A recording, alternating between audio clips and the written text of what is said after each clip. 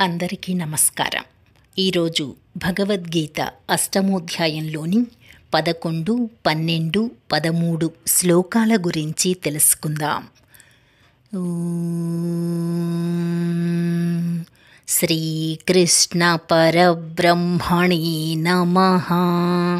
శ్రీమద్భగవద్గీత అథః అష్టమోధ్యాయః.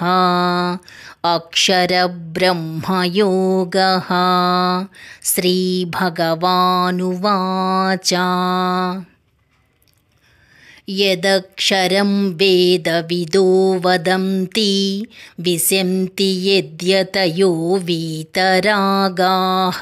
యదిచ్ఛంతో బ్రహ్మచర్యం చరంతి తత్తే పదం సంగ్రహేణ ప్రవక్ష్యే. వేదవిధులైన విద్వాంసులు ఆ సచ్చిదానంద ఘన పరమాత్మను శాశ్వతుడు అని ప్రస్తుతింతురు. ఆసక్తిరహితులై యత్నశీలురైన సన్యాసులు ఆ పరమపదమునందే ప్రవేశింతురు. ఆ పరమపదమును కోరియే బ్రహ్మచారులు బ్రహ్మచర్య వ్రతమును ఆచరింతురు. అట్టి పరమపదమును గూర్చి సంక్షిప్తముగా నేను నీకు వివరింతును. సర్వద్వారాణి సంయమ్య మనోహృది నిరుధ్య చ మూర్ధ్యాధాయాత్మనః ప్రాణం ఆస్థితో యోగధారణాం.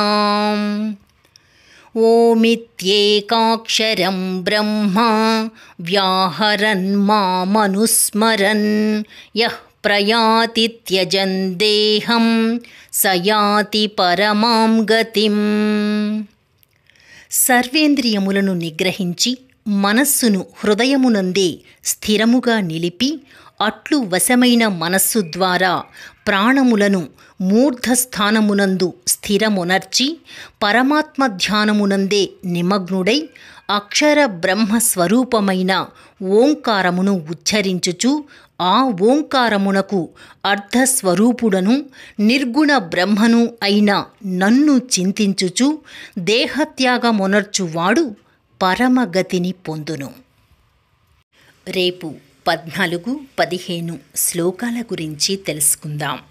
డిస్క్రిప్షన్లో శ్లోకం భావం కూడా ఉంటాయి, చూస్తూ వినవచ్చు. శ్రీకృష్ణార్పణమస్తు.